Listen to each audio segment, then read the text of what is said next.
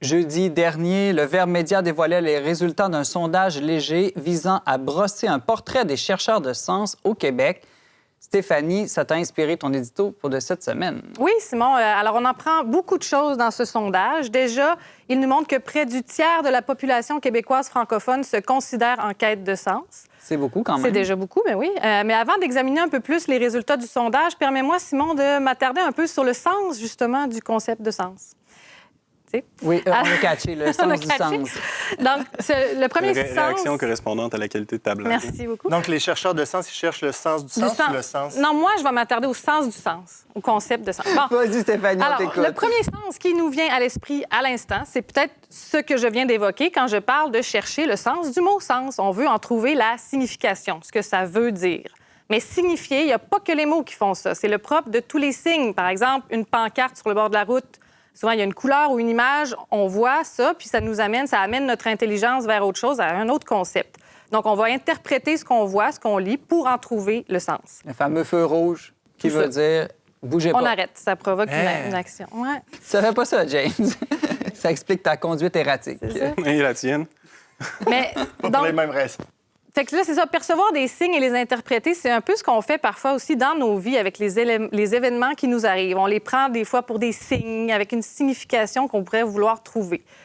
On fait tous un peu ça. Moi, je le faisais beaucoup adolescente, en tout cas. Une autre acception du mot « sens », c'est l'idée de direction.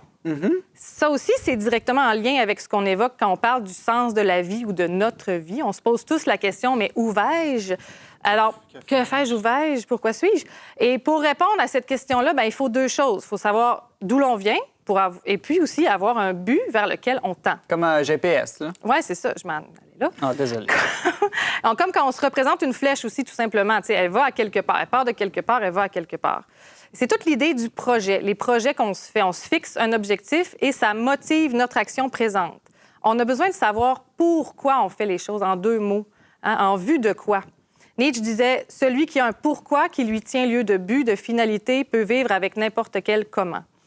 Mais pour arriver à faire ça, comme je disais tantôt, à se projeter dans l'avenir, il faut se connaître au présent. Et ça, on le fait toujours à partir de notre passé. Donc, c'est normal qu'on cherche parfois une sorte de carte ou, comme tu disais, l'équivalent d'un GPS pour trouver le sens de notre vie. Ou faire ses stops aussi. Aussi, c'est toujours... Des fois aussi, il faut recalculer une couple de fois. Oui, recalculer l'itinéraire, absolument. Oui. Tout à fait. La dernière chose que j'aimerais mentionner pour compléter cette exploration des significations du concept de sens, c'est l'idée d'avoir une raison de vivre. Il y a un psychiatre autrichien assez connu, Viktor Frankl, qui a écrit un petit livre qui s'appelle « Découvrir un sens à sa vie avec la logothérapie ». Malgré le titre vraiment bizarre, oui. Je pense que c'est un des meilleurs livres que j'ai lu de ma vie. Moi aussi, m'a beaucoup marqué. Son idée principale, que son expérience dans les camps de concentration est venue confirmer, c'est que la question du sens peut carrément être une question de survie. Il a constaté, en effet, que les gens qui avaient une raison de vivre, par exemple une personne à rejoindre en dehors du camp ou l'idée d'une mission à accomplir qui viendrait justifier leur passage sur Terre, ces gens-là, donc, avaient beaucoup plus de chances de s'en sortir vivants. Donc, c'est pas rien, c'est pas une question banale, loin de là. Tout le monde se la pose un jour ou l'autre. Et en l'absence de réponse, quand on est face à l'absurde, autrement dit, il peut y avoir des conséquences, même, on le voit maintenant, physiologiques, là. Il y a beaucoup de gens qui feront remarquer qu'on peut penser à l'angoisse, l'anxiété, tous ces symptômes. Donc ça, c'est souvent en lien avec une sorte de vide existentiel.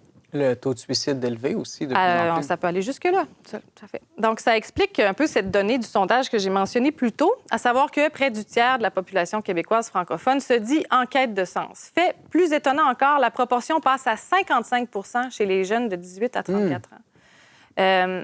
Il y en a plusieurs qui vont répondre à cette quête-là par la spiritualité au sens large, l'introspection, le développement personnel, parfois la méditation, toutes sortes de choses. Et d'autres disent s'appuyer sur leurs relations personnelles et familiales, les amis, les enfants. On entend souvent que les enfants sont une source de sens. Ou quand on tombe en amour. On sait très bien que quand on tombe en amour, les choses, tout d'un coup, parfois, magiquement, tout fait sens. Ouais. Mais ce qui ressort aussi du sondage, c'est que 32 % des Québécois en quête de sens accordent une place importante à la religion. Et même que 61 % d'entre eux pensent que la religion chrétienne peut répondre à la quête de sens. C'est beaucoup, ça, quand même. C'est beaucoup. Moi, ça m'a surpris. Dans le Québec d'aujourd'hui, je ne me serais pas attendu à quoi, 60 % tu dis? 61 % qui pensent que la religion chrétienne peut répondre à la quête de sens. Donc, dans un monde, comme tu le dis, où on entend partout que la religion s'est dépassée, c'est pour le moins surprenant. Mais c'est vrai, et ça Et ça, c'est ça, il y a plusieurs auteurs qui le démontrent et qui insistent beaucoup là-dessus. Ceux qui ont la foi sont moins dans cette angoisse que je décrivais là, face à la perte de sens. Donc, la question de savoir, c'est la grande question aussi de savoir si c'est nous qui créons le sens ou s'il est à découvrir, à trouver quelque part à l'extérieur de nous, je la laisse ouverte. Mais je pense qu'on le pressent tous à quelque part, on le devine en quelque sorte, sinon, on ne le chercherait pas. Stéphanie Grimard, tu es journaliste au magazine Le Verbe. Merci pour ton édito qui faisait plein de sens.